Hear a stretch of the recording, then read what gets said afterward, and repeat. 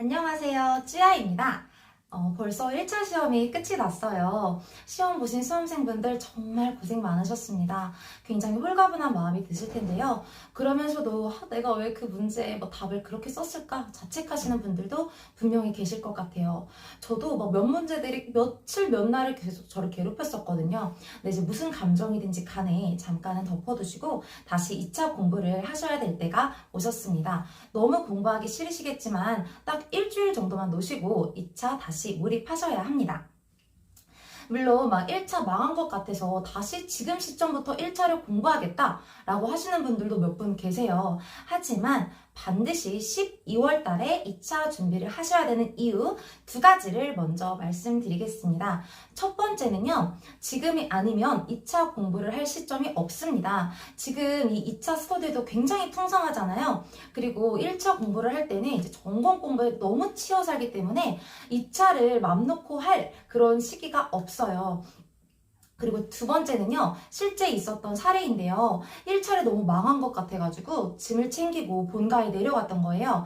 그러다가 덜컥 1차 합격이라는 소리를 듣고 부랴부랴 노량진으로 올라왔던 거죠. 하지만 이 12월을 꽉 채워서 준비하신 분과 12월을 조금 그냥 놓으신 분과는 어떤 차이가 좀 있기 때문에 이 12월 달에 2차 공부를 반드시 하시길 추천드립니다.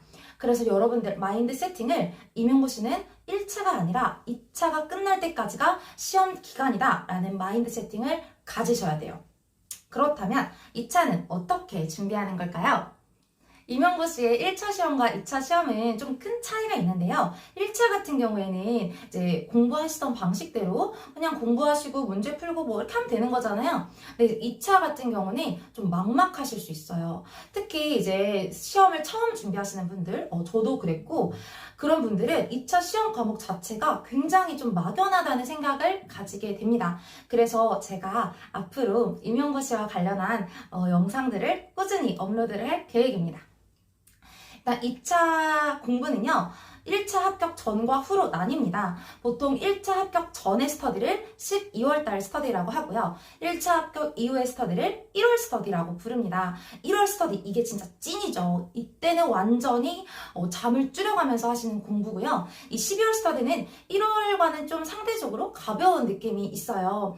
저만 그랬을 수도 있지만 약간 내가 붙었는지 안 붙었는지 좀 확신이 없기 때문에 살짝 좀 홀가분한 그런 마음이 편한 상태로 공부를 할 수 있습니다. 물론 개인차가 있을 수 있는데요.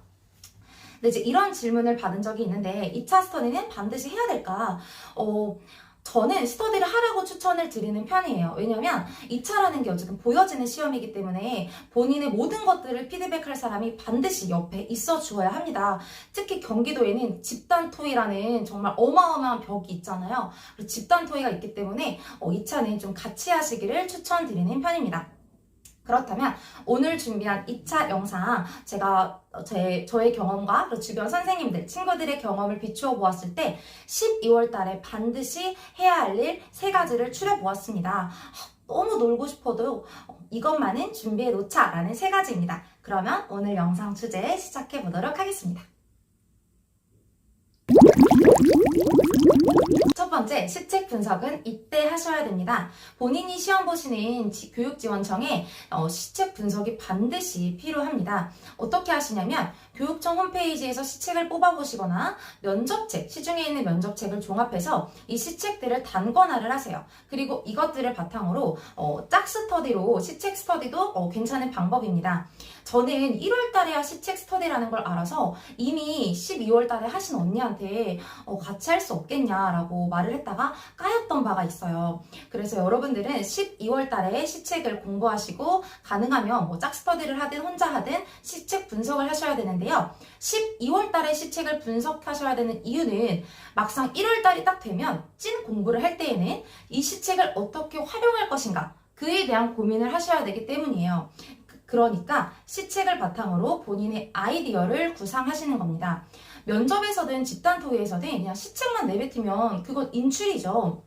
하지만 2차 시험은 준비된 교사를 뽑는 것이지 인출이 되는지 안 되는지를 확인하는 게 아니기 때문에 본인이 교사의 입장이 되어서 생각해본 시책의 활용 방안 혹은 시사점 혹은 그 시책을 더욱더 발전시킬 수 있는 가능성, 이런 것들을 같이 섞어서 발언을 해주셔야 합니다. 그래서 12월 달에는 시책을 공부하시고요. 1월 달에는 그것을 머리에 넣은 상태에서 계속 굴리면서 발전하는 것을 추천드립니다. 두 번째는 수업에서의 발문법과 수업 모형 정도는 이 시기에 정리하는 것이 좋습니다. 판서 노트를 준비하시는 분들도 계시는데요. 너무 좋은 방법이죠. 근데 저는 못했거든요. 이 수업 시간에서는 교육과정에서 강조하는 이런 핵심 내용들을 전달해야 되는데 이 실현 시간이 실제 수업 시간보다는 훨씬 짧잖아요. 그래서 미리 교과서를 분석하셔서 이 칠판에 적을 만한 판서들을 정리해 두시는 분들도 계십니다. 근데 이제 저의 경우에는 판서 노트를 준비하지 못했던 이유가 저는 이제 첫 번째 시험이었고 그리고 경기도였기 때문에 준비할 게 너무 많았어요. 그래서 판서 노트는 시험이 끝날 때까지 만들어 보지 못했는데요. 제가 말씀드리고 싶은 건 그래서 판서 노트가 아니라 수업 모형과 발문법, 이것은 정리하자라는 것입니다. 먼저 수업 모형에 대해서 말씀드리겠습니다. 너무나 다양한 수업 방법들이 있죠. 뭐 토론, 토의, 뭐 카드 뉴스, 신문 만들기, 기획문 쓰기, 너무나 많은데요. 이 중에서 가장 만만한 토론을 예로 들어볼게요. 만약에 여러분들은 지금 당장 학생활동으로 토론활동을 시켜봐 라고 하면은 학생들이 어떤 절차를 어떻게 말해야 할지, 필수로 교사가 해야 될 말은 무엇일지 바로바로 생각해낼 수 있으신가요? 조금 어렵죠. 네, 1월이 되면은 어떠한 수업 모형이 나와도 본인의 머릿속에 짜둔 시뮬레이션이 있으셔야 합니다. 그래서 그 수업 모형임을 보여줄 수 있는 교사의 대사 몇 개쯤은 머릿속에 딱 정리가 되어 있어야 돼요. 1월 달에 수업 모형을 보고 당황한다면 절대 안 된다는 말이죠. 그래서 12월 달에 다양한 수업 방법들을 가지고 수업을 해보시고 모든 수업 모형에 대비하는 본인의 시뮬레이션을 만들어 두세요. 제가 이제 12월 스터디를 할 때에는 심지어 노래 만들기를 가지고 수업을 한 적도 있었는데 너무 재밌었던 적이 있거든요. 그래서 많은 수업 모형 추천드립니다. 다음으로 발문에 대해서 말씀드릴게요. 실제 수업에서는 짧은 구상 시간 안에 수업을 만들어내셔야 되는데 그 와중에 여러분한테 많은 발문들을 조건에서 요구합니다.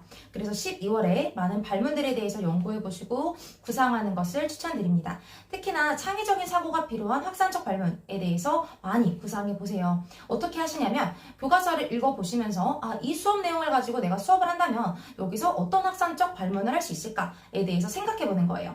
예를 들면 뭐 학생의 삶과 연계된 발문, 그리고 아예 친구들끼리 하는 연계 발문, 그리고 학습 동기를 유발할 수 있는 발문 등 많은 발문들이 있을 수 있습니다. 세 번째는 학교 생활과 관련된 책, 유튜브 등을 활용해서 내용을 보충하자는 것입니다.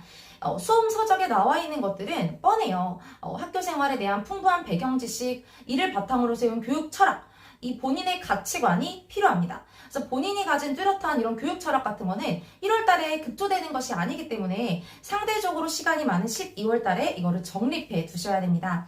구체적인 방법으로는 이 교실 상황 속 백문백일답이라는 책을 읽어보시길 일단 추천을 드리고요. 그리고 교육부 잡지 행복한 교육을 보시면서 면접에 대한 아이디어를 얻거나 본인의 교육 철학에 이제 도움이 되는 그런 문장들을 아예 따세요. 아예 따셔서 본인의 교육 철학을 정립해 보시길 추천드립니다.